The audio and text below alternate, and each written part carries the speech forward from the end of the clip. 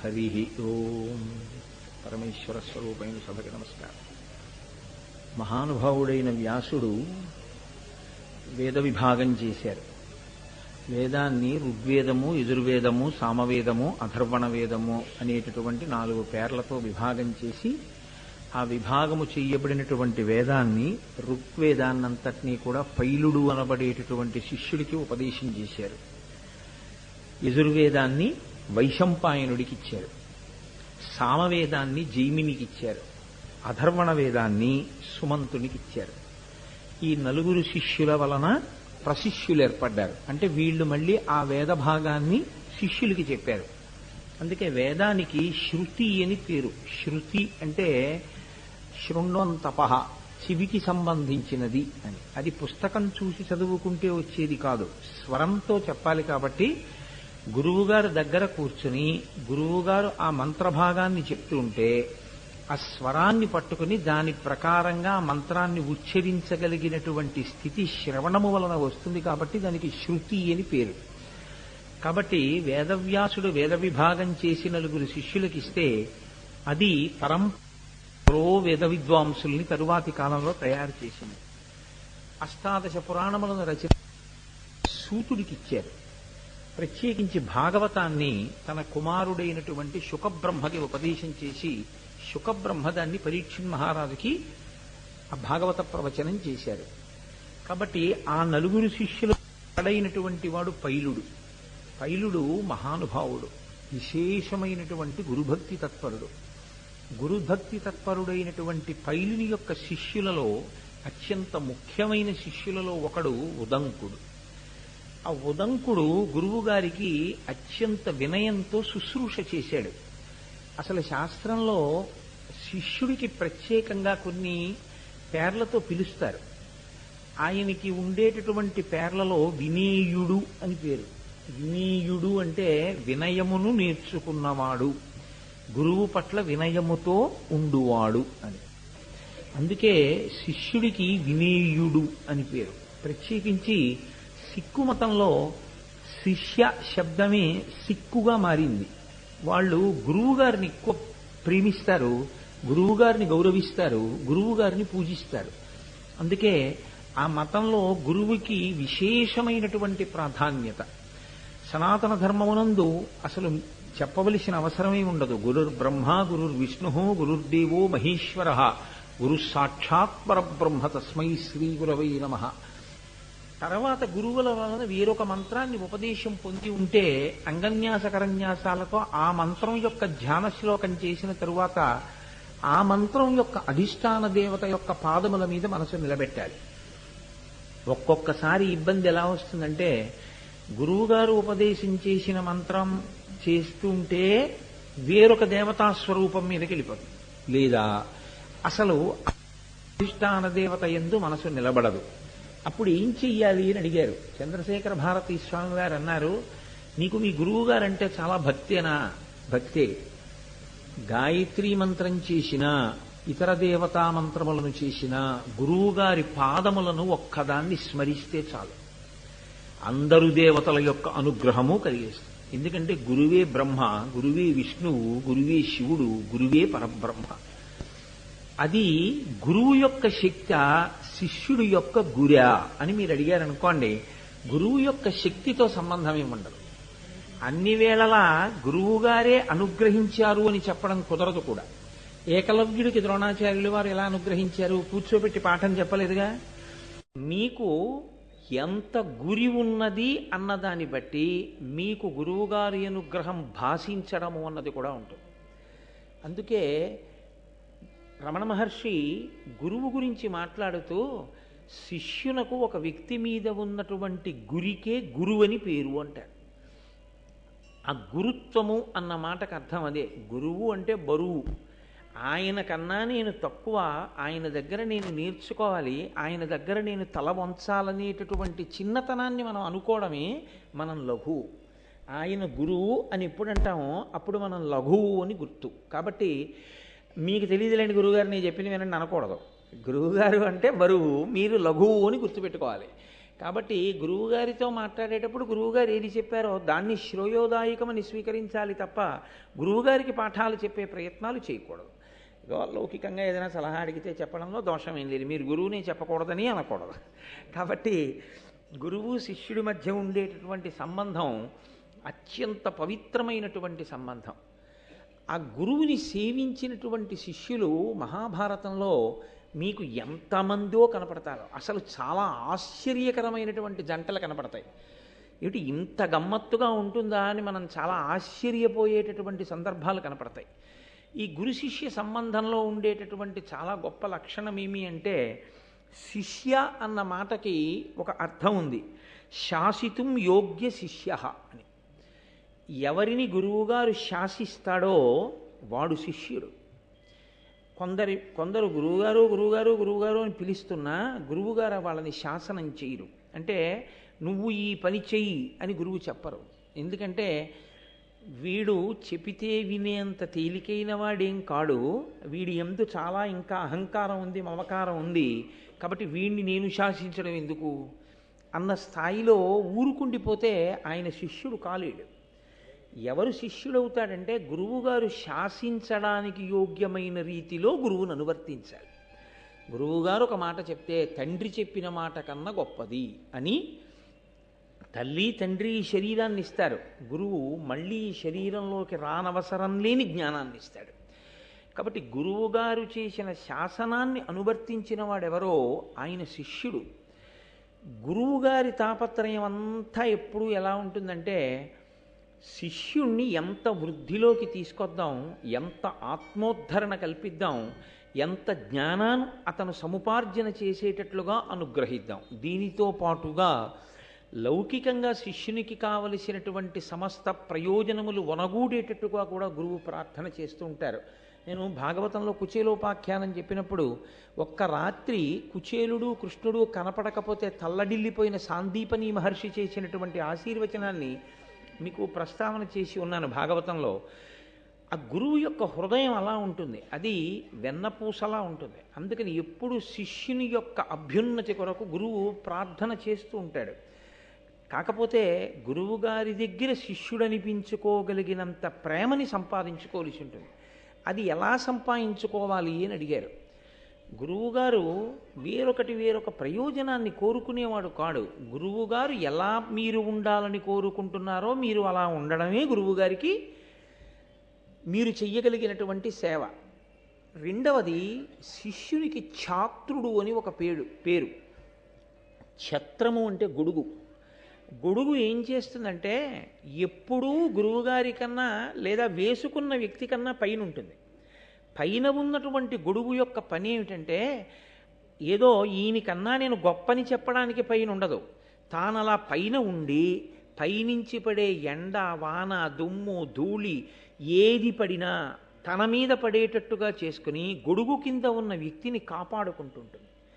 శిష్యుడు నిరంతరము ఏం చేస్తుంటాడంటే, మా గురువుగారు డస్సిపోకుండా, మా గురువుగారు సొక్కిపోకుండా ఉంటే, ఆయనకి మరికొంతకాలం మిగిలితే ఆ మిగిలిన కాలాన్ని ఆయన ఇంకా బాగా వేదాధ్యయనానికి, ఇంకా బాగా ఈశ్వరుని యొక్క సేవకి, ఆయన ఇంకా బాగా గ్రంథాలని పఠించడానికి వినియోగించుకుంటే, దాని వలన అమృతత్వం కలిగినటువంటి గురువు ఆ విద్య దాచుకోకుండా మళ్ళీ 10 మందికి పంచిపెడతారు. కాబట్టి ఆ గురువు కొన్ని వేల మందికి అందించడానికి వీలుగా ఆయనకి ఎక్కువ సమయం మిగిలేటట్టు నేను చెయ్యాలి. 2, గురువుకున్న లక్షణం తన ఆయుర్దాయం తాను తగ్గించేసుకుంటాడు. ఈశ్వరుడు ఊపిరుల రూపంలో ఆయుర్దాయాన్ని ఇస్తాడు. నిరంతరం వాక్య నిర్మాణమునందు ఉండడం చేత, మాట్లాడేటటువంటి వ్యాసంగమునందుండ కారణం చేత ఏమవుతుందంటే, ఆ ఊపిరి బాగా దీర్ఘవాక్య నిర్మాణం చేయడం, లేకపోతే లఘువాక్య నిర్మాణం చేయడం, లేకపోతే వాక్యాన్ని ఎక్కడెక్కడ విరవాలో అక్కడక్కడ ఆపి ఊపిరి తీసి విడిచిపెట్టిన కారణం చేత లోపల ఆ ఊపిరిల సంఖ్య బాగా ఎక్కువై ఆయుర్దాయం తగ్గిపోతుంది. తగ్గిపోయి తొందరగా శరీరాన్ని విడిచిపెట్టే అవకాశం ఉంటుంది. ఆయుర్దాయాన్ని తనకి తాను తగ్గించేసుకుంటున్నాడు తెలిసి కూడా. అలా ఎక్కువ మాట్లాడడం వలన ఆయుర్దాయం క్షీణించిపోతోందని తెలుసు. 2, మనుష్యునికి భగవంతుని ఇచ్చినటువంటి అద్భుతమైన కానుక స్వరపేటిక. ఆ స్వరపేటికకి ఒక లక్షణం ఉంటుంది, అది అరిగిపోతుంది. అది కాలక్రమంలో మాట్లాడగా జీర వచ్చేసి క్రమక్రమంగా అది మూగపోతుంది, ఆ స్వరపేటిక పనిచేయదు. అలా ఎంతమందో అటువంటి స్థితిని పొందారు. ఇది తెలిసి మాట్లాడుతూనే ఉంటాడు గురువు. ఎవరి కొరకు ఇది అంటే త్యాగేనైకే అమృతత్వమానసు. అయ్యో నేను చెప్పకపోతే ఇంక నేను చదువుకున్న చదువు ఎందుకు, పోతే పోని స్వరపేటిక, తగ్గిపోతే తగ్గిపోని ఆయుర్దాయం, నా వల్ల 10 మందికి ఉపయోగం కలిగితే నాకు అంతకన్నా ఏం కావాలని మాట్లాడతాడు గురువు. తన శరీరాన్ని స్వరపేటికనే త్యాగం చేస్తున్న గురువు మీ దగ్గర నుంచి ఏం కోరుకుంటాడని మీరు ఊహిస్తారు? అంత పెద్దవే విడిచిపెట్టినవాడు ఇంకేది కోరుకున్నట్టు. కాబట్టి ఏం చేయమందంటే ఛత్రమై నిలబడమని చెప్పింది. మిగిలిన సమయాలలో ఆయన అంత డస్సిపోకుండా ఆయనకి నువ్వు విశ్రాంతినివ్వగలిగితే కనీసం ఆయన ఆయుర్దాయం మరికొంత పెరుగుతుంది. కాబట్టి గురువుని చంపుకోవడం అంటే గురువుని ఇబ్బంది పెట్టడం, గురువుని కాపాడుకోవడం, బ్రతికించుకోవడం అంటే గురువుగారిని ఖేద పెట్టకుండా ఆయనని అనువర్తించడం. ఈ లక్షణములు ఎవరు తెలుసుకుని అనువర్తిస్తారో వాడికి శిష్యుడు అని పేరు. అందుచేత గురువు చేత శాసింపబడతాడు. కేవలము చదువుకోవడం కాదు, చదువుకోవడంతో పాటుగా ఈ విషయాన్ని చూస్తూ ఉంటారు. అసలు ఇంకొక పెద్ద రహస్యం ఏంటంటే, ఇప్పుడు నేను చెప్పేటటువంటి ఈ ప్రక్రియ మామూలుగా ఇవాళ ఉన్న రోజుల్లో పరిస్థితిని నేను అన్వయం చెయ్యట్లేదు, ఇది చాలా తక్కువకు అన్వయం అవుతుంది. పూర్వం గురువుగారి ఆశ్రమానికి వెళ్ళి విద్యార్థులు చదువుకునేవారు. అప్పుడు గురుపత్ని అన్నం పెడుతుంది వీళ్ళకి. గురుపత్ని కోరికంతా ఏముంటుంది? తన సౌభాగ్యం మీదే ఉంటుంది. ఆయన అలా ఉండాలి, నేను పసుపు కుంకాలతో ఉండాలని ఉంటుంది. కాబట్టి గురువుగారి యొక్క ప్రాణరక్షణ కొరకు, గురువుగారిని రక్షించుకోవడం కొరకు చేసేటటువంటి శుశ్రూష గురుపత్ని యొక్క అనుగ్రహానికి కారణమవుతుంది. గురుపత్ని యొక్క అనుగ్రహం గురువుగారి అనుగ్రహంతో సమానమే. కాబట్టి పూర్వం అంత జాగ్రత్తగా అనువర్తించడం అనేటటువంటిది లోకంలో ఉండేది. నన్నయ్య గారు మహానుభావుడు భారతాన్ని ఆంధ్రీకరిస్తూ ఉదంకోపాఖ్యానాన్ని ప్రారంభం చేస్తూ ఆయన ఒక మాట అన్నారు. పైలుడి దగ్గర శిష్యరికం చేసేటటువంటి ఉదంకుడు గురువుగారి దగ్గర పాఠాలు నేర్చుకున్నాడు.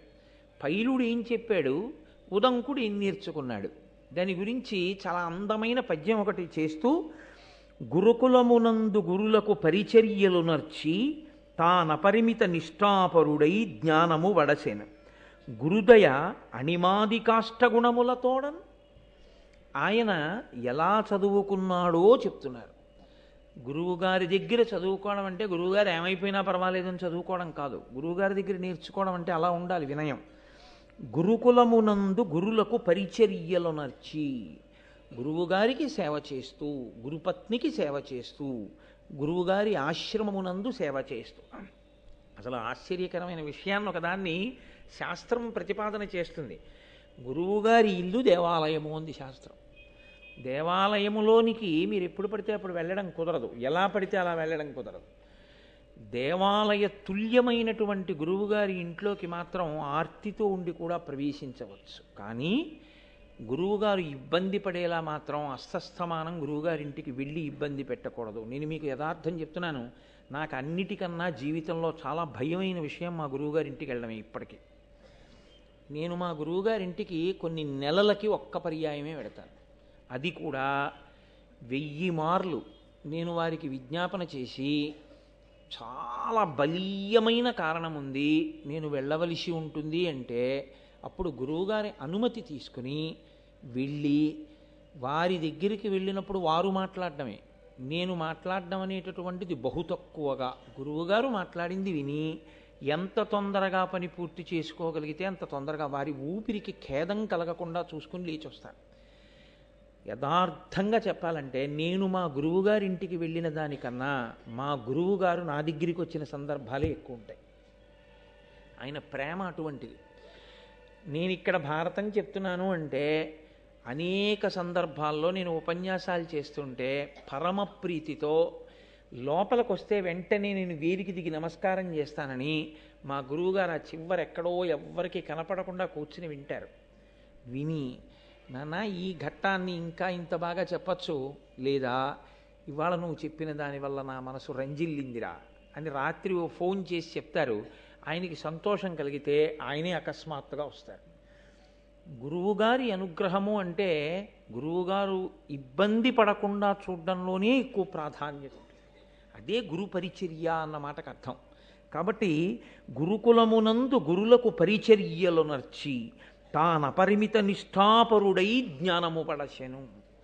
నిష్ఠ ఆచార సంబంధము. గురువుగారి దగ్గర వింటే వచ్చేస్తుంది అనుకోవడం తప్పు. దానికి తగినట్లుగా ఆచరణాత్మకము కావాలి. ఆచరణ కూడా ఉండాలి. ఆచరించి చూపించాలి.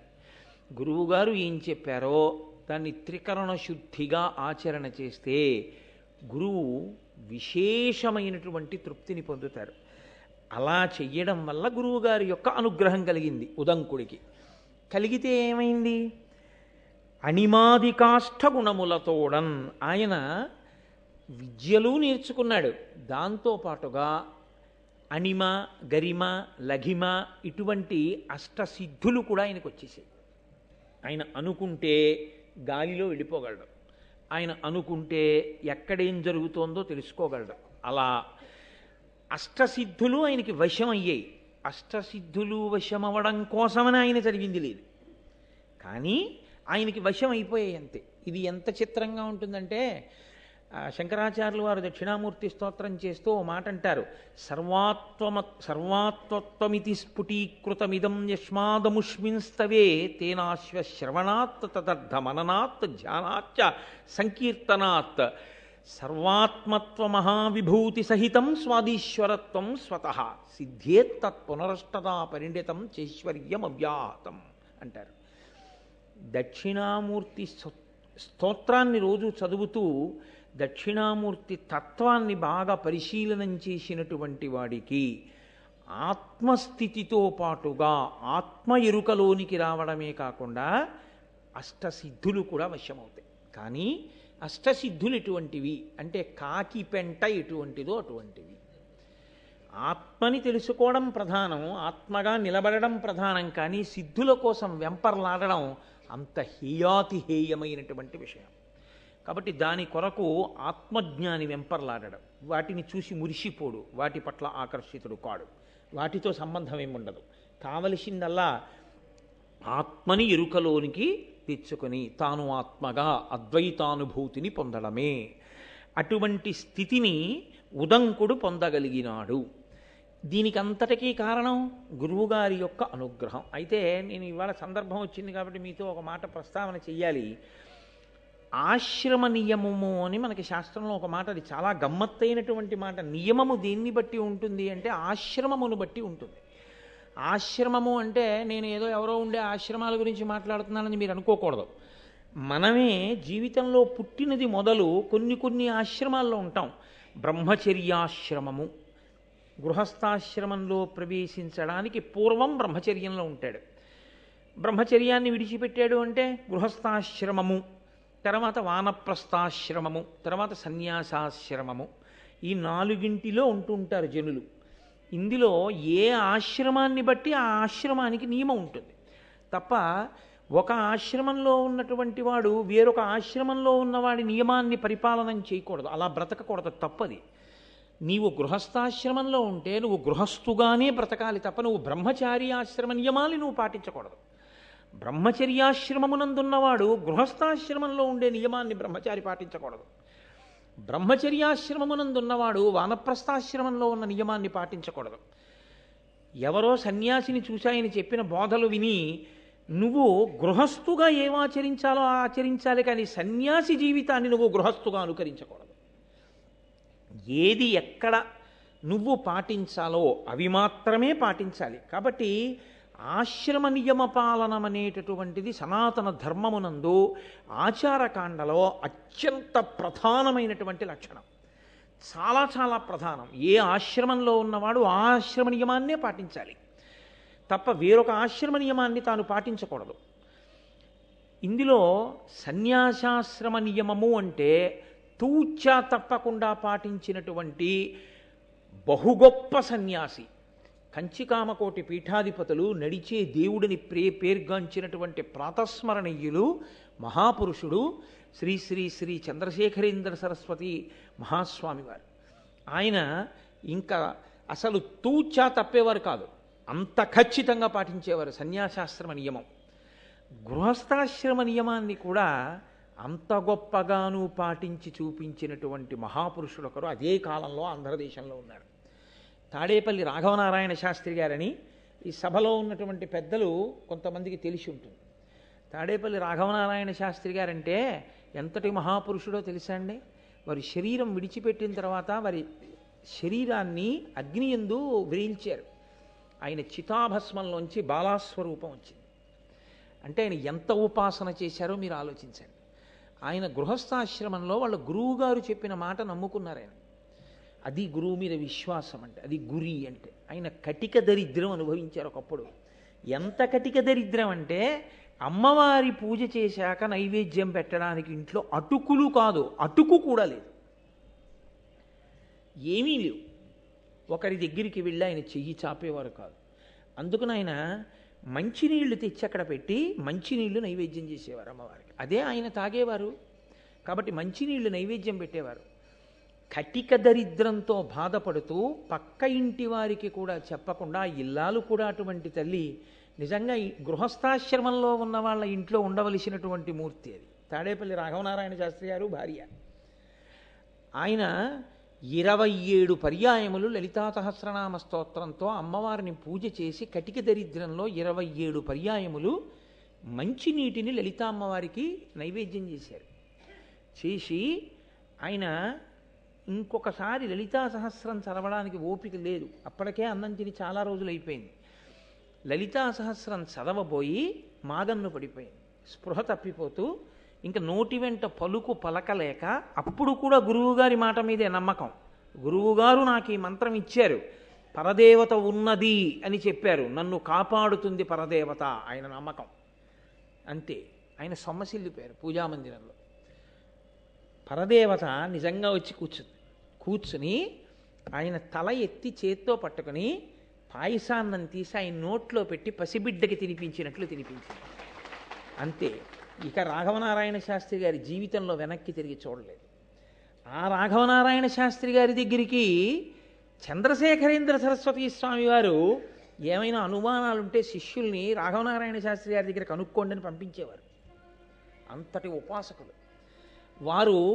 బయటికి వస్తే ఆచారం పాడవుతుంది, గృహస్థాశ్రమ ధర్మపు ఆచారం అని బాధపడుతుంటే పరమాచార్య స్వామి వారి బ్రహ్మరథం ఎక్కొచ్చారు. బ్రహ్మరథం అంటే వేదం చదువుకున్న వాళ్ళు పల్లకి మోస్తారు, అలా వస్తే బ్రహ్మరథం అంటారు. వేదం చదువుకున్న వాళ్ళు కామాక్షి కామాక్షి, అడుగు తీస్తే కామాక్షి, అడుగేస్తే కామాక్షి. మొన్న మనం కంచి వెళ్ళినప్పుడు ఆ పల్లకీలు చూసాం కదా, ఆ పల్లకీలు పట్టుకుని వస్తుంటే రాఘవనారాయణ శాస్త్రి గారి ఇంటికి వచ్చి ఇంట్లో దిగి, అది మహానుభావులు గురువులంటే. పరమాచార్య స్వామి వారు అన్నారు, ఏమి నీ ఆచారానికి ఇబ్బంది వస్తోందని బెంగపెట్టుకుంటున్నావా?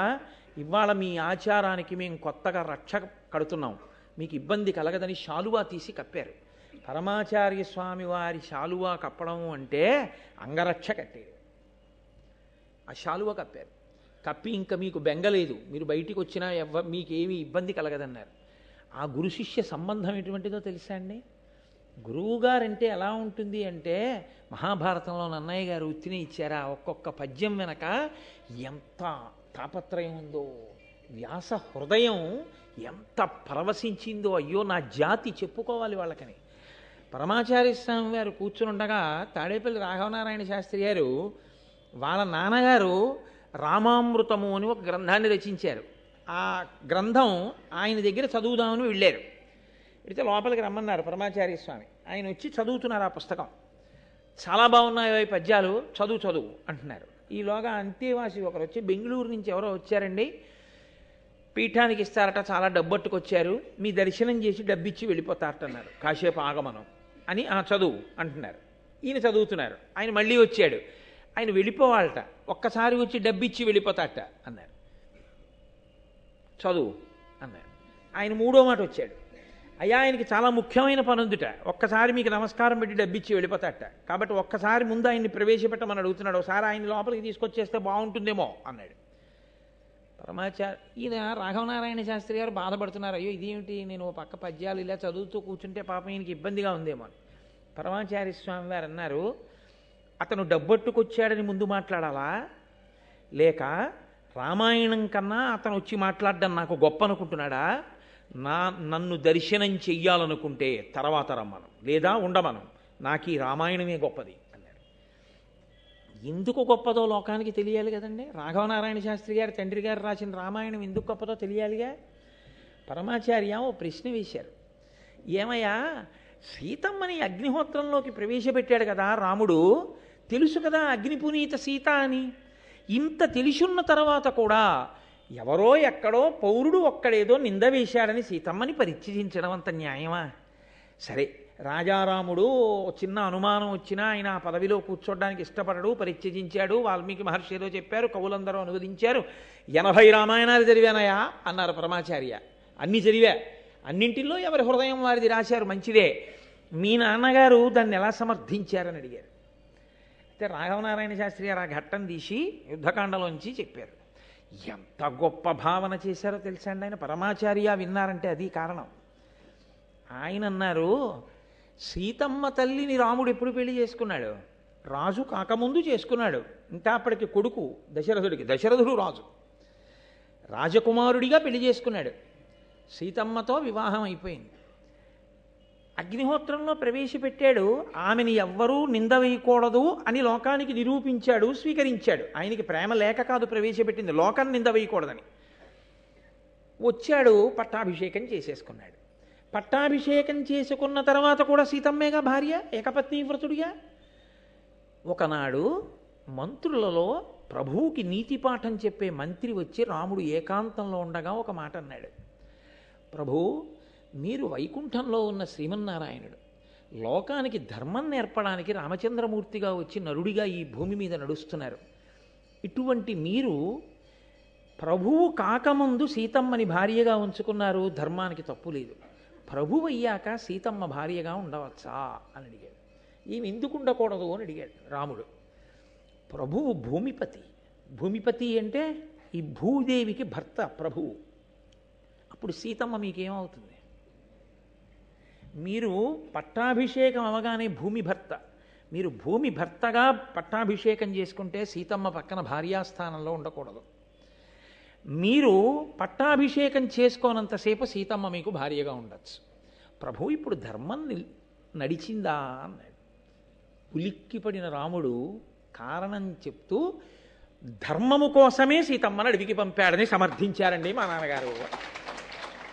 ఇది విని పరవశించిపోయారు పరమాచార్య స్వామి. అబ్బా, ఇన్ని రామాయణాలు విన్నాను కానీ ఇలా సమర్థించిన వాడిని వినలేదయా, ఆ పుస్తకాల సెట్ ఒకటి అక్కడ పెట్టి పో అన్నారు. అంటే ఇంత గొప్ప రాఘవనారాయణ శాస్త్రి గారు అన్నారు, మీకు సంస్కృతం వచ్చో అరవం వచ్చు, తెలుగు రాదుగా, మీకెందుకు ఆ పుస్తకాలు? నాకు వచ్చో కాదు, అక్కడ పెట్టు, రోజు ఓ పువ్వు వేస్తా, చాలదా అంటే ఓ పువ్వు వేస్తుండేవారో వేయలేదో ఉంచేశాడు, వెళ్ళిపోయారు రాఘవనారాయణ శాస్త్రి గారు. చాలా కాలం అయిపోయిన తర్వాత ఆయన దర్శనానికి వెళ్ళారు. వెడితే రామ జగన్మోహన అని విశ్వామిత్రుడు రాముణ్ణి చూసి చదివినటువంటి పద్యం ఒకటి చదివారు పరమాచార్య స్వామి. ఇది మా నాన్నగారు రాసింది అన్నారు ఆయన. అంటే ఆయన అన్నారు, రాఘవనారాయణ శాస్త్రి మీ నాన్నగారు రాయడం కాదు, ప్రతిరోజు రాత్రి పడుకోబోయే ముందు మంచం మీద పడుకుని కాలు మీద కాలు వేసుకుని ఆకాశం వంక చూస్తూ ఈ పద్యాలు పరవశంతో మీ నాన్నగారు చదువుకునేవారు కదూ, ఆయనకి ఇష్టం ఈ పద్యాలు అన్నారు. అసలు వాళ్ళ నాన్నగారిని పరమాచార్య స్వామి చూడలేదు. మీకు ఎలా తెలుసండి? అది మాకు ఒక్కళ్ళకే తెలిసి ఇంట్లో మీకు ఎలా తెలిసిందన్నారు. ఆయన నవ్వు నవ్వు తెలిసాడు. గురువు త్రికాల వీధి, గురువుకి అన్నీ తెలుసు, కానీ అన్నీ తెలిసున్నట్టు ఉండక్కర్లేదంతే. గురు శిష్య సంబంధం అంటే అంత గొప్పది. ఎక్కడో ఉన్న తాడేపల్లి రాఘవనారాయణ శాస్త్రి గారి గురించి పరమాచార్య స్వామి వారికి అన్నీ తెలుసు. పరమాచార్య స్వామి వారి గురుత్వం మీద ఆయన ఏకంగా గొప్ప గొప్ప స్తోత్రాలే చేశారు. అవి గురు శిష్య సంబంధాలంటే. అంత పరమ పవిత్రంగా ఉండేవి, అంత పవిత్రమైన సంబంధాలు కాబట్టే, అంత గొప్ప పూజలు కాబట్టే రాఘవనారాయణ శాస్త్రి గారి శరీరాన్ని అగ్నిహోత్రంలో వ్రీలిస్తే ఆకరణ దహన సంస్కారం జరుగుతుంటే ఆయన చితాభస్మంలోంచి శరీరంలోంచి బాలాదేవి వచ్చి నిలబడింది పైన. అంటే ఎంత గొప్పగా గురువుల మాటల్ని విశ్వసించి తాపత్రయంతో నిలబడ్డారో, ఎంత పూనికతో నిలబడ్డారో మీరు ఆలోచించండి.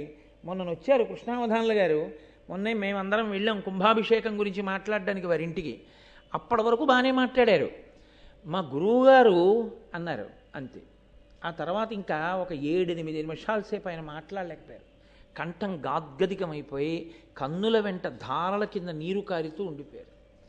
ఆ గురువు అన్న పేరెత్తేటప్పటికి అయ్య బాబోయ్, ఆయన లేని నాడు మాకు చెప్పేవాడెవరు, మమ్మల్ని తీర్చిదిద్దేవాడెవరు అన్న తాపత్రయం, ఆ గౌరవంతో కంఠం బొంగురుపోయింది. ఇంత వయస్సులో ఆయనకి, ఇంతమంది శిష్యులు ఉన్న గురువుకి. అది గురు శిష్య సంబంధం, అది పవిత్రమైనటువంటి భావన. కాబట్టి నన్నయ్య భట్ట ఆంధ్రీకరిస్తూ అంటారు, గురుకులమునందు గురులకు పరిచర్యలు నర్చి తానపరిమిత నిష్ఠాపరుడై జ్ఞానము పడశను గురుదయ అణిమాది కాష్ఠ గుణములతోడన్. ఆయన ఆ అష్టసిద్ధులతో పాటుగా వేద విద్యను, దానికి సంబంధించినటువంటి సమస్త జ్ఞానమును పొందాడు ఉదంకుడు.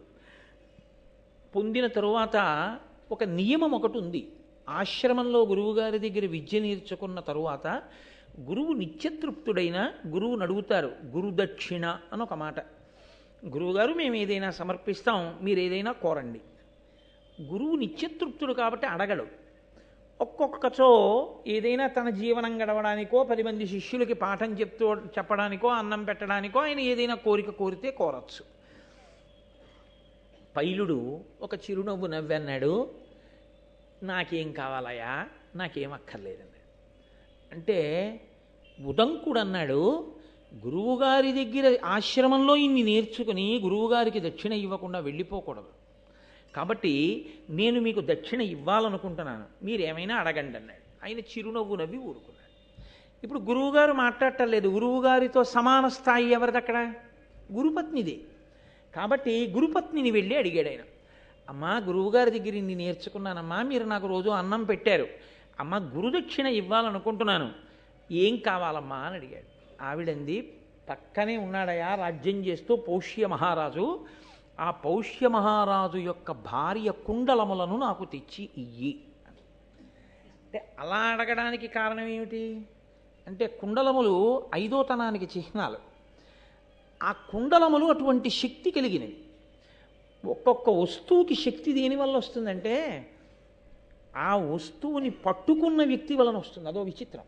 లోకంలో అత్యంత గొప్ప వ్యక్తి, గొప్ప ఈశ్వరారాధన చేసేటటువంటి వ్యక్తి చాలా కాలం ముట్టుకున్నటువంటి కళాన్ని మీకు ఇచ్చారనుకోండి, ఆ కళానికి ఒక పవిత్రత ఉంటుంది. మీరు సరిగ్గా ఉంచుకుంటే ఉంటుంది, మీరు విరిచేస్తే పోతుంది ఆ పవిత్రత. కాబట్టి గురువుల దగ్గర నుంచి వచ్చినటువంటి పూతిక పుల్లకి కూడా శక్తి ఉంటుంది. ఎందుకంటే అది వారి శక్తి వలన ఆ వస్తువులోనికి ప్రవేశిస్తుంది. అది వారికి ఉండేటటువంటి గుణం.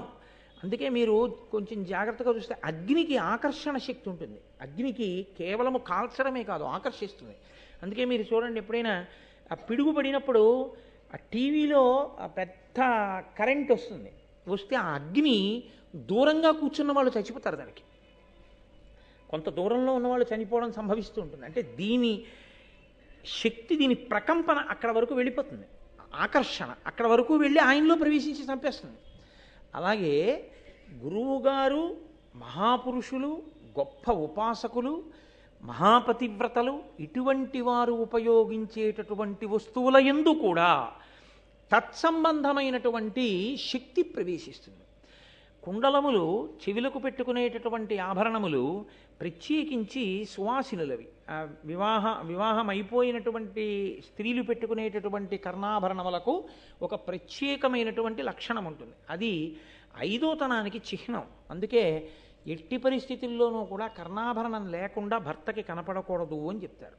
అసలు ఒకవేళ ఏ కారణం చేతనైనా చెవికి ఆభరణాన్ని తీసేసి మళ్ళీ పెట్టుకోవలసి వస్తే ఆ సమయంలో భర్త గారికి పరాకు చెప్తారు, అయ్యా కాసేపు ఈ గదిలోకి రాకండి మీరు అని చెప్తారు. చెప్పి గది తలుపు వేసుకుని జాగ్రత్తగా కర్ణాభరణం తీసేసి మళ్ళీ కర్ణాభరణం పెట్టేసుకోవాలి.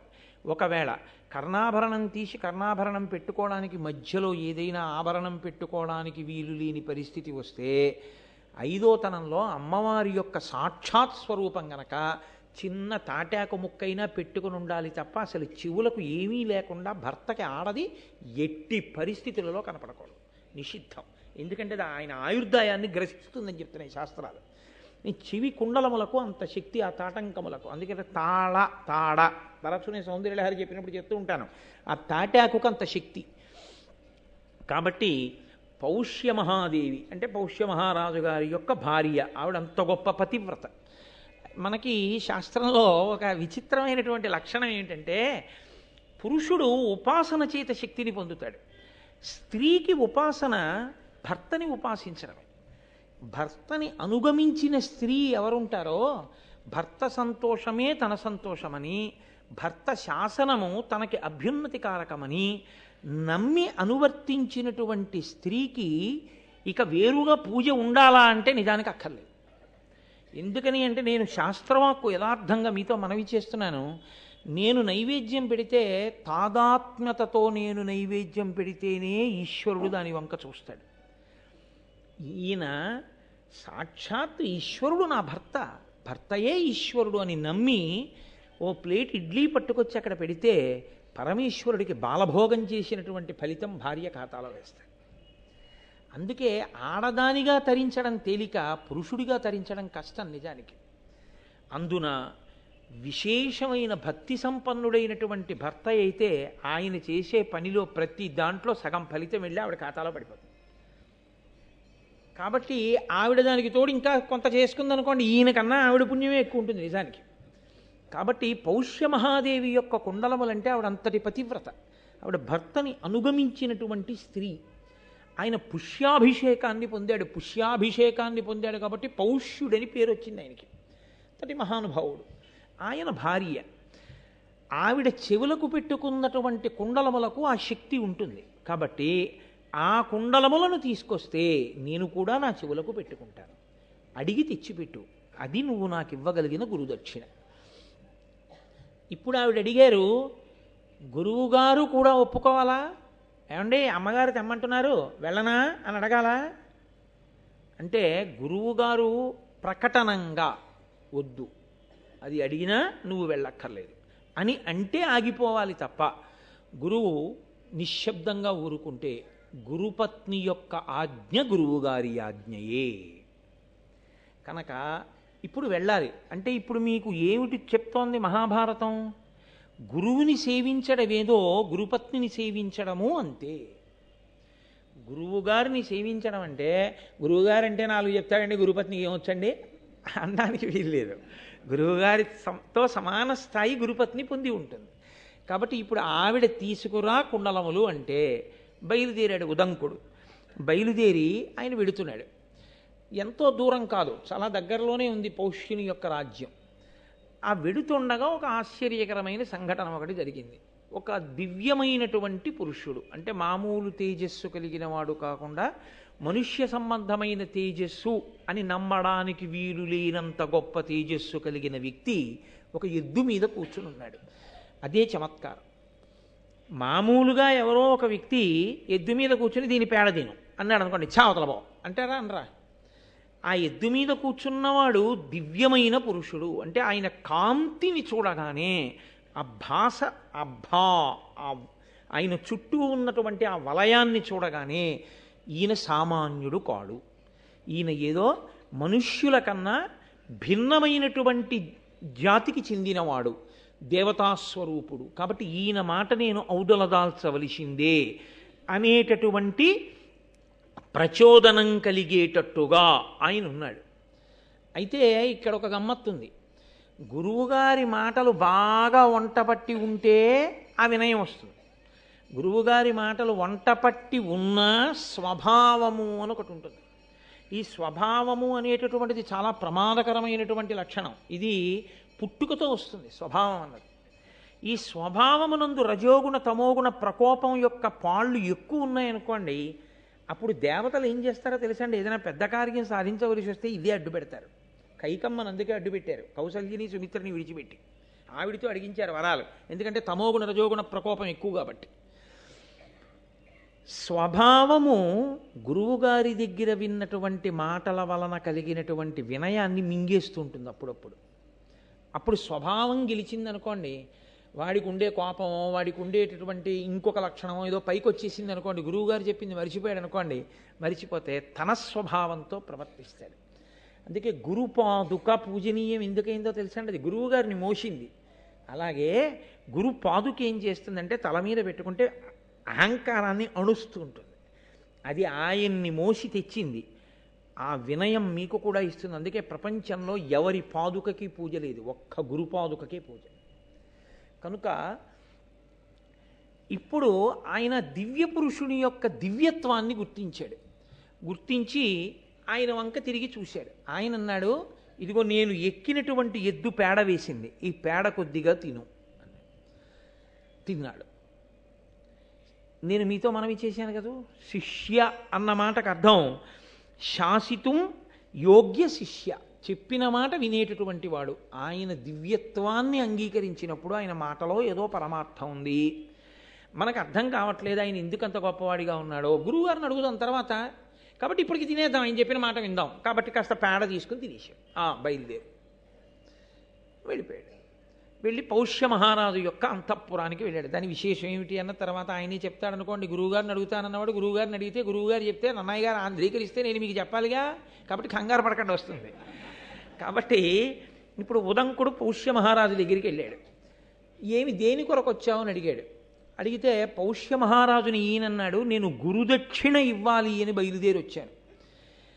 నా గురువు యొక్క భార్య గురుపత్ని, మా అమ్మ వంటి ఆవిడ నీ భార్య కుండలములు అడిగిందన్నాడు. ఇవ్వచ్చా రాజు అంటే? రాజుకి రెండు కర్తవ్యములు ఉంటాయి. ఒకటి, ఆశ్రమంలో చదువుకుని విద్య పూర్తి చేసి బ్రహ్మచర్యాన్ని విడిచిపెట్టి గృహస్థాశ్రమంలో వెళ్ళేవాడికి పెళ్లి ఖర్చు పెట్టుకోవలసిన బాధ్యత రాజుగారిది. అంటే ఇవాళ మనం చేస్తున్నటువంటి సమావర్తనము, స్నాతకము ఇంతకన్నా పచ్చి అబద్ధాల తంతు ఇంకోటి ఉండదు లోకంలో, యథార్థంగా మాట్లాడితే. అవన్నీ భోజనాల కోసం స్నాతకాలు, భోజనాల కోసం సమావర్తనాలు, ఏదో మధ్యలో నదడ్డు ఉందని ఆడపిల్లవారి మీద పడి తినేయడానికి పనికి వచ్చే స్నాతకాలు అవి కావు. నిజమైన సమావర్తనము, స్నాతకము అంటే గురువుగారి దగ్గర చదువుకుని అప్పటి వరకు కాటుక పెట్టుకోకూడదు, అప్పటి వరకు తల దూకోకూడదు, అప్పటి వరకు పూలదండ వేసుకోకూడదు, తాంబూలం వేసుకోకూడదు, రుచి కోసం తినకూడదు, భిక్షాన్నములు తినాలి. ఇన్ని నియమములను పాటించిన వాడు ఇన్ని నియమములను విడిచిపెడతాడు. అద్దం చూసుకోకూడదు, నేను బాగున్నాననేటటువంటి భావన ఒకటి రాకూడదు. అదొకటి వస్తే పక్కవాడు బాగులేదన్న భావన వస్తుంది. పక్కవాడిని చూడడమే తప్ప తనని చూసుకోవడం చేత కాకపోతే అన్ని పోలిక అన్నది లేదు కాబట్టి గొడవ లేకుండా అహంకారం లేకుండా ఉంటాడు. కాబట్టి అద్దం చూసుకోకూడదు. ఇన్ని నియమాలు ఇవన్నీ పాటిస్తే బ్రహ్మచర్యం. ఇవన్నీ బ్రహ్మచర్యంలో పాటించిన వాడు బ్రహ్మచర్యాన్ని విడిచిపెట్టి గృహస్థాశ్రమంలోకి వస్తాడు. అలా వేదమంతా చదువుకున్నటువంటి వాడు, అయ్యా నేను ఇంకా గురుదక్షిణ ఇచ్చి దేశాంతరం చూడ్డానికి వెడతానండి అని అడగడానికి, గురువుగారికి దక్షిణ ఇవ్వవలసి వస్తే శిష్యుడి దగ్గర ఏముంటుందని ఇస్తాడు గురుదక్షిణ? రాజుగారి దగ్గరికి వెడతాడు. వెళ్ళి, రాజా నేను ఇది చదువుకున్నాను, ఇప్పుడు నేను గురుదక్షిణ కట్టాలి, కాబట్టి మీరు నాకు ఈ దక్షిణ ఇవ్వండి అని అడుగుతాడు. ఏం చదువుకున్నావు, ఏమి చెప్పు 4 మాటలు అంటాడు. తాను చదువుకున్న దాంట్లోంచి 4 మాటలు చెప్తాడు. షహబాష్, వీడు బాగా చదువుకున్నాడు, వీడికి గురుదక్షిణ కట్టడానికి డబ్బు ఇవ్వండి అని రాజిస్తాడు. రాజా నేను గృహస్థాశ్రమంలోకి వెడుతున్నాను, ఇప్పుడే విడిచిపెడుతున్నాను బ్రహ్మచర్యాన్ని, కాబట్టి నేను ఇల్లు కట్టుకోవాలిగా, గృహస్థాశ్రమం మొదలు పెట్టాలిగా, అయితే ఇదిగో నీకు ద్రవ్యం ఇస్తున్నాను పెళ్లి చేసుకోవడానికి. రాజు డబ్బిస్తాడు. కాబట్టి గురుదక్షిణ కట్టేటప్పుడు ఎవరిని ఆశ్రయించవచ్చు అంటే రాజుని ఆశ్రయించవచ్చు. అది ధర్మం. మహాభారతం ధర్మం మాట్లాడుతుంది. కాబట్టి ఇప్పుడు తన భార్య కుండలములే అయినా అది గురుదక్షిణ కొరకు రాజును ఆశ్రయించిన వాడు కాబట్టి రాజుకు ధర్మం రాజుది, తన ధర్మం తాను నెరవేర్చాలి. అందుకని భార్య కుండలములను పట్టికెళ్ళు అని రాజు చెప్పవలసి ఉంటుంది. ఆవిడ తన భర్త ఆజ్ఞ ఏది ఉందో అది అనుసరించడమే పతివ్రత లక్షణం. ఆవిడ మహాపతివ్రత అంటే ఏంటి? ఆ కుండలాలు తీసి ఇచ్చేయి అన్నాడు. ఇంకో కుండలాలు పెట్టుకుని ఆ కుండలాలు ఇచ్చేయడమే. అంతేగాని వాటికి ఒక శక్తి ఉందన్న విషయం ఆవిడికి తెలుసు. అదేమిటయా ఎలా ఇస్తాను, ఎవరికన్నా ఇద్దామని దాచాను, నువ్వెవరో ముక్కు మొహం తెలియని వాడు వచ్చి అడిగావు, మీ గురువుగారి భార్యకి ఇస్తానంటున్నావు, ఎలా కుదురుతుంది అంటే పతివ్రత ఎందుకు అవుతుంది? ఆవిడ ధర్మం ఆవిడ చెయ్యాలి. భర్త చెప్పాడు ఆవిడ చెయ్యాలంతే. కాబట్టి ఇప్పుడు ఆవిడ ధర్మం ఆవిడ చెయ్యాలి. అందుకని ఆవిడ ఇవ్వడానికి సిద్ధపడింది. రాజే వెళ్ళి ఎందుకు తేకూడదు? నేను మీతో మనవి చేశాను, తీసి ఇచ్చేయి అనడానికి దానికి కొంత సమయం ఉంటుంది. అవి సౌభాగ్య వస్తువులు. దానికి ఒక నక్షత్రం చూసుకోవాలి, దానికి ఒక సరి అయిన ముహూర్తం చూసుకోవాలి. చూడకుండా చెవి కుండలములను తీసేస్తే మళ్ళీ చెవి కుండలాలు పెట్టేంత వరకు సౌభాగ్య వస్తువు ఉండవలసిన స్థానం ఖాళీ అయిపోయిందా లేదా? అది భర్తకి గండకాలం అయితే. కాబట్టి వ్యవధి ఇవ్వవలసిన అవసరం ఉంది. నువ్వు వెళ్ళి అడుగు, ఆవిడ ఇస్తుంది. ఆవిడికి తెలుసు శాస్త్రం, కాబట్టి ఆవిడ చూసుకుని ఇవాళ ద్వాదశి కదండి, కాబట్టి మీరు రేపు ఉదయం 11 గంటలకి రా బాబు, నీకు కుండలములు ఇస్తాను అని ఆవిడేదో ఆ కుండలాలు మార్చుకుని ఇవ్వవలసి ఉంటుంది. ఎక్కడి ధర్మం అక్కడే. అందుకని నన్నయ్య గారు ఒక్క పద్యరచన చేశారు అంటే ఎన్ని ధర్మములను మాట్లాడుతున్నారో చూడండి ఆయన. కాబట్టి ఇప్పుడు పౌష్యుని యొక్క భార్య దగ్గరికి వెళ్ళి నువ్వు కుండలములను తీసుకో అని పౌష్యుడు చెప్పాడు. ఈయన గబగబా అంతఃపురంలోకి వెళ్ళాడు, రాణివాసంలోకి. రాణివాసంలోకి వెళ్ళవచ్చా? ప్రవేశపెట్టరు. కానీ ఎటువంటి వాణ్ణైతే ప్రవేశపెడతారు? ఆయన యొక్క బ్రహ్మజ్ఞానం అటువంటిది, ఆయన చదువుకున్న వేదం అటువంటిది. ఆయన రాజు యొక్క భార్య, ప్రతివాడికి 5 తల్లులు ఉంటారు. 5 తల్లులలో రాజు భార్య ఒకతే. గురువుగారి దగ్గర చదువుకుని వచ్చినవాడు, గురుదక్షిణ కట్టడానికి వచ్చినవాడంటే చదువు పూర్తయింది. చదువు పూర్తయిన వాడికి ఏమిటి తెలిసి ఉండాలి? దేశాన్నేలే రాజు భార్య తల్లితో సమానం. రాణివాసంలోకి వెడితే మాత్రం బిడ్డడు తల్లిని ఎలా చూస్తాడో అలా చూస్తాడు. కాబట్టి రాణివాసంలోకి వెళ్ళి చూస్తే వచ్చిన ఇబ్బంది ఏమిటి? ఒక గురువు దగ్గర చదువుకున్నవాడు అంటే రాజుకున్న విశ్వాసం అటువంటిది. చదువు అన్న మాట వెనక ఎంత సంస్కారం ఉండేదో, సంస్కారము చదువు ఎంత విడదీయరాని స్థితిలో ఉండేవో భారతం నిరూపిస్తుంది. సంస్కారము లేని చదువు, పేరు పక్కన డిగ్రీలు, బల్ల కింద చేతులు ఈ జాతి ఊహించలేదు. చదువుకున్నవాడు అంటే సంస్కారవంతుడై ఉంటాడు, 10 మందికి ఆదర్శవంతుడై ఉంటాడు అనుకుంది. కానీ జ్ఞాన కలునిలోని శారదయోలే ఉంటాడని ఊహించలేకపోయారు ఋషులు. కాబట్టి ఇంత చదువుకున్నవాడు, కాబట్టి రాజు భార్యని తల్లిగా చూస్తాడు. రాణివాసంలోకి వెడితే దోషం ఏమిటి? కాబట్టి వెళ్ళి అడిగి తీసుకో అన్నాడు రాజు. ఇప్పుడు ఉదంకుడు రాణివాసంలోకి వెళ్ళాడు. రాణిగారేరి అని రాణివాసంలో అదిగో గదిలో కూర్చున్నారు ఎదురుగుండా. వెళ్ళి మాట్లాడండి. వెళ్ళి చూశాడు, కనపడలేదు. అదిగో అక్కడే ఉన్నారంటారు వాళ్ళు.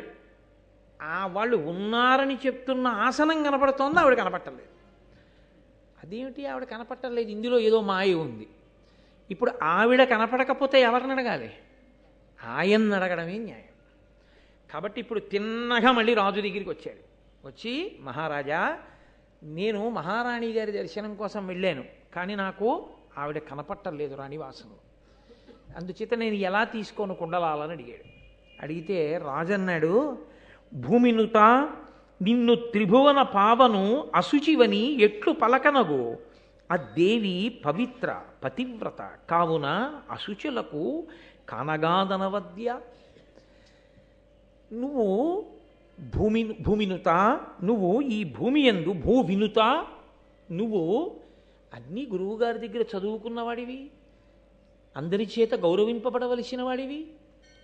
నేను నిన్ను ఒక మాట అనకూడదు, నువ్వు అపవిత్రుడవు అని నేను అనకూడదు. కానీ నువ్వు అపవిత్రంగా ఉన్నావు అన్న విషయం నీకు తెలియడానికే నేను వెళ్ళి రాణి దగ్గర కుండలాలు పుచ్చుకో అన్నాను. ఎందుకని అన్నానో తెలుసా? అవి పవిత్రమైనవైతే పుచ్చుకునేటప్పుడు నువ్వెలా ఉండాలి? నువ్వు పవిత్రంగా ఉండాలి కదా.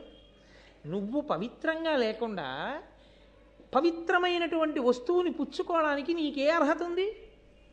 దేవాలయంలోకి వెళ్ళేటప్పుడు కనపడ్డ ప్రతి పుల్లతోటి పళ్ళల్లో గుచ్చుకుని ఆ పుల్ల అవతల పారేసి దేవాలయంలోకి వెళ్ళి ప్రసాదం పుచ్చుకుంటే నీకు ఈశ్వరానుగ్రహం కలుగుతుందని నువ్వు ఎలా చెప్పగలుగుతున్నావు? నువ్వు ఆ అనుగ్రహాన్ని పొందడానికి వీలైన శౌచంతో నువ్వు దేవాలయంలోకి వెళ్ళవలసిన అవసరం ఉందా లేదా? ఏ వస్తువుని ముట్టుకునేటప్పుడు ఎలా ఉండాలో అలా ఉండి ముట్టుకోవలసి ఉంటుంది. అంతేకాని చేతులకి రబ్బరు తొడుగులు వేసుకోకుండా నువ్వు ఎలక్ట్రిక్ వైర్ ముట్టుకుంటున్నావా? ముట్టుకోవట్లేదే. ఒంటి మీద తడి బట్టలు ఉండగా నువ్వు విద్యుత్ తీగ ముట్టుకుంటున్నావా? ముట్టుకోవట్లేదే. అంటే నీకు తగిలింది కాబట్టి షాక్ తెలుస్తోంది. ఈశ్వర ప్రసాదాన్ని అలా పుచ్చుకోకూడదన్న విషయం షాక్ కొట్టిన తర్వాత నేర్చుకుందాం అనుకుంటున్నావా? అలా వద్దని చెప్పిన గురువు ఉన్నప్పుడు ఎందుకు అలా షాక్ కొట్టించుకునే ప్రయత్నం చేస్తావు? శౌచంతో వెళ్ళు దేవాలయంలోకి. ఎక్కడ నీకు ధూళి దర్శనం ఉందో అక్కడ వెళ్ళి కౌలించుకో. ప్రయాణం చేసి వచ్చిన శ్రీశైలాది క్షేత్రములలో ఈశ్వరుడు అనుగ్రహించాడు అలాగా. కాబట్టి నీవు అపవిత్రుడవు అని నేను చెప్తే బాగుంటుందా? ఇన్ని చదువుకున్నవాడివి నువ్వు అపవిత్రంగా ఉన్నావయా, నీవు కుండలములను ఎలా పుచ్చుకుంటావు? మా ఆవిడ ఇస్తే మాత్రం పుచ్చుకోవడానికి నీకు అధికారం ఏముంది అపవిత్రంగా ఉన్నవాడికి అని నేను అనొచ్చా? అనకూడదు. అందుకుని అనలేకపోయాను. కానీ ఓ బ్రహ్మచారి, నీకొక విషయం చెప్తున్నాను. ఆ దేవి పవిత్ర, పతివ్రత. నా భార్య మహాపవిత్రురాలు, ఆమె మహాపతివ్రత.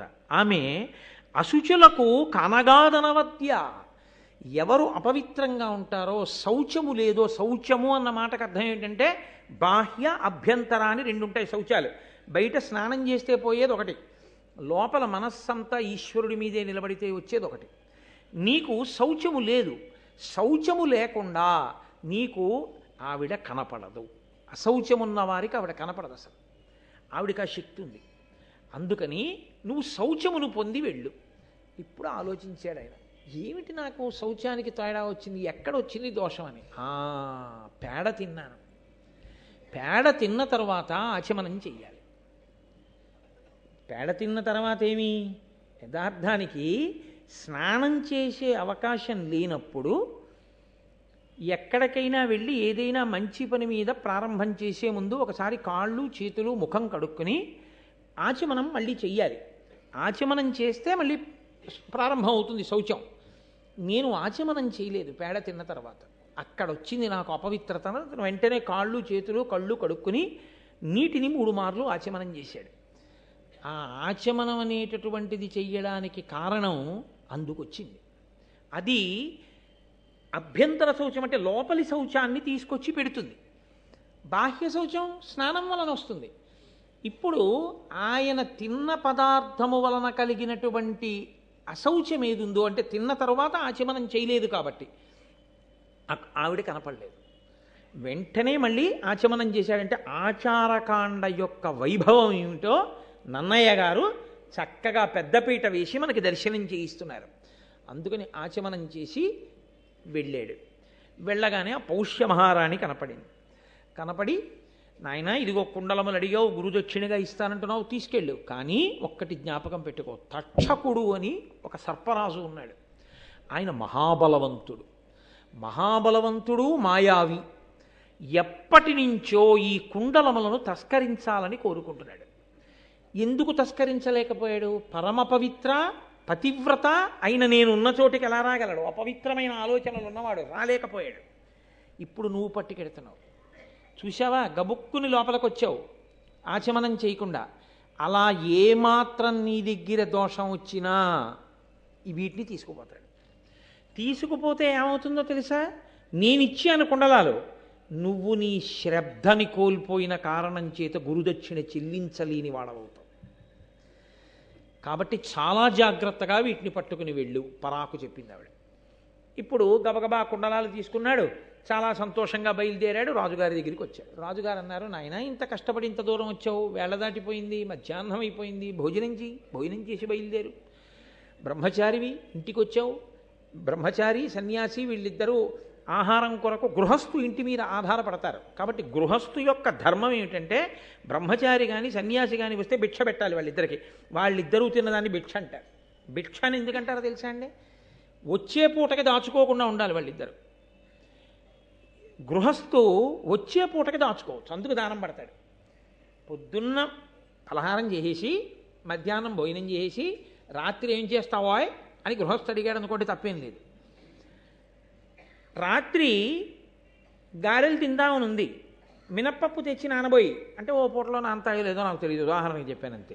మళ్ళీ నానతాయా అండి అని నేను విరిగిరిగా అక్కడక్కండి. కాబట్టి తెచ్చి రాత్రి తినడం కోసమని ఏర్పాటు గృహస్థు పెట్టుకోవచ్చు. బ్రహ్మచారి అలా ఉంచుకోకూడదు, సన్యాసి అలా ఉంచుకోకూడదు. వాళ్ళు తినడానికి అని సంభారములు ఉండడానికి వీల్లేదు.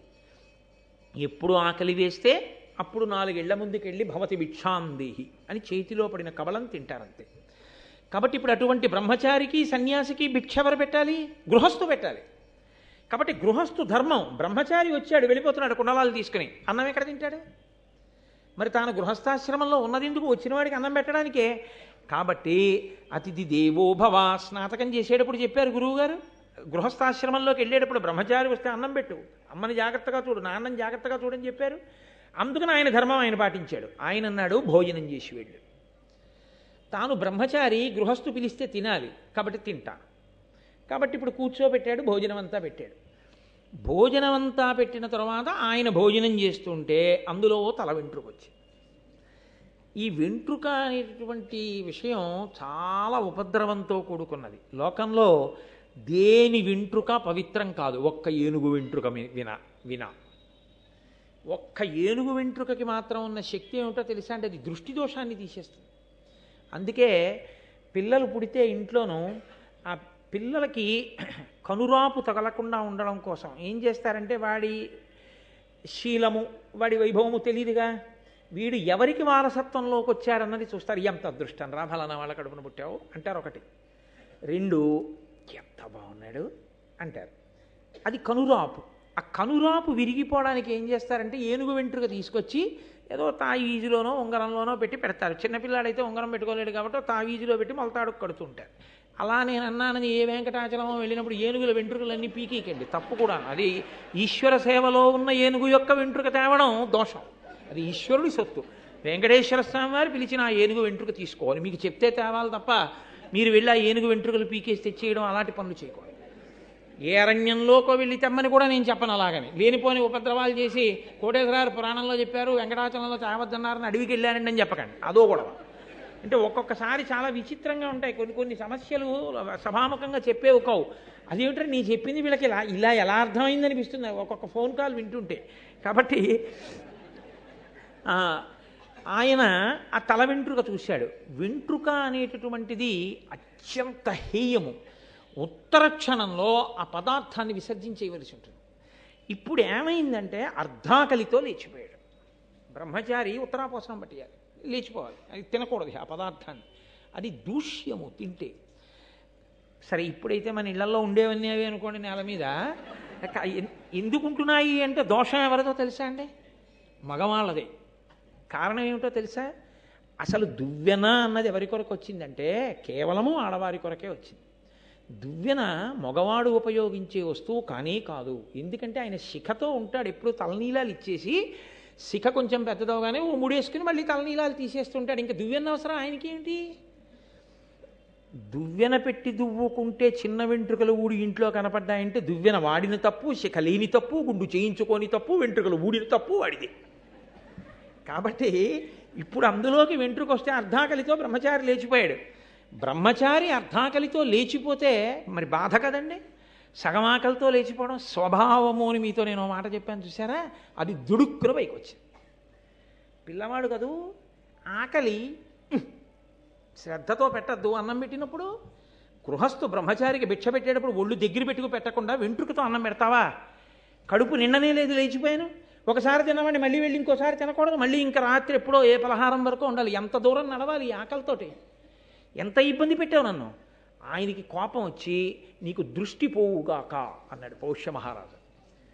అనగానే పౌష్యుడు అన్నాడు, నువ్వు బ్రహ్మచారివి, నేను గృహస్థుని, నా ధర్మం నేను నెరవేర్చాను. నేను వండానా? నేను నీకు కావాలని వెంట్రుక వేసి పెట్టానా? అది పొరపాటున వెంట్రుక వచ్చింది. సర్వేంద్రియాణం నయనం ప్రధానం. దృష్టి ఎంత ముఖ్యం. దృష్టి లేనివాడు రాచరికం ఏం చేస్తాడు? ఏమిటి రక్షిస్తాడు రాజ్యాన్ని? ఇప్పుడు నాతో పోలేదు. రాజ్యము యొక్క రక్షణే సంకట స్థితిలోకి వెళ్ళింది. నీకు వచ్చిన కోపానికి నువ్వు నన్ను మాత్రమే శిక్షించి విడిచిపెట్టలేదు, అమాయకులైన వారి మీద కూడా ఈ శిక్ష యొక్క ప్రభావం పడిపోయింది. ఇది పౌష్యుడి యొక్క హృదయం. నా వరకు నువ్వు శిక్ష వేస్తే ఏమో, కానీ నీ శాపవాక్కునందు అమాయకులు కూడా పడ్డారు.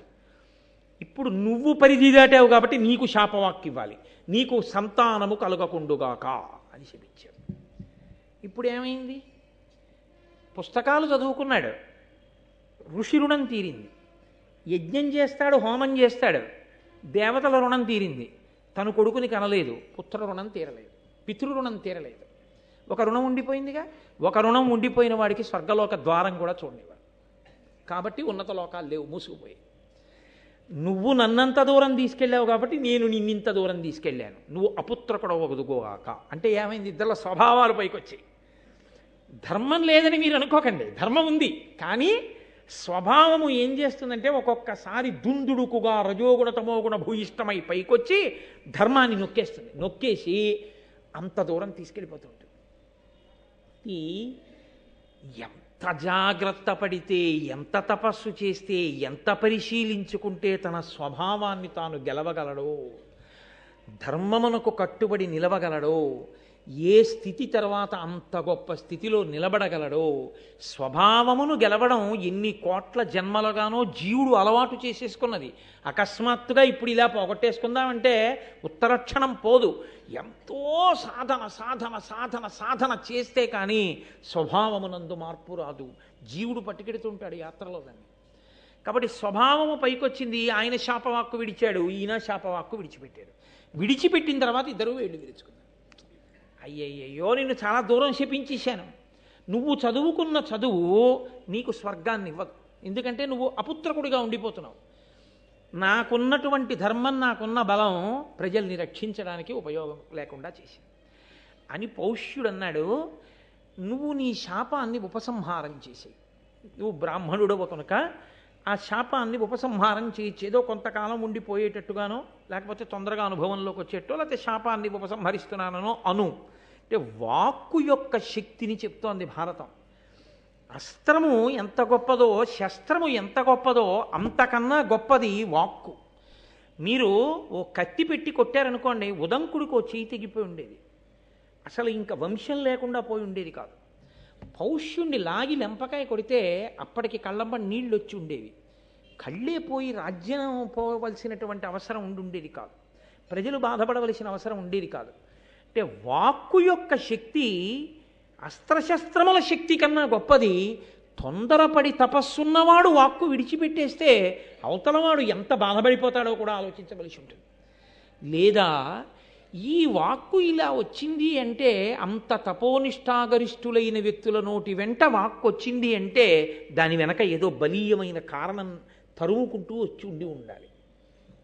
లేకపోతే ఆ వాక్కు రాదు. ఈశ్వరుడు ఆ వాక్కు దేనికో పలికించి ఉండాలి. వెనక ఏదో బలీయమైన కారణం ఉందన్నమాట. ఏది జరిగి ఉండాలి. కాబట్టి భారతం చదువుకోవాలి, తప్పదు. కాబట్టి నువ్వు ఉపసంహారం చేయి శాపాన్ని అన్నాడు పౌష్యుడు. ఈయనన్నాడు, అలాగే నేను ఉపసంహరిస్తాను, నువ్వు కూడా ఉపసంహారం చెయ్యి అన్నాడు. అంటే రాజు అన్నాడు, స్వభావము అన్న మాట ఎలా ఉంటుందో చెప్పాడు. ఇక్కడ స్వభావాన్ని అంగీకరించాడు.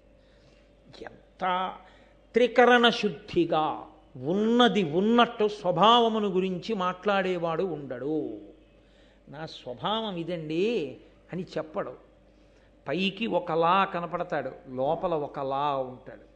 పైకి కనపడినట్టు లోపల ఉన్నాడని మీరు అనుకోలేరు.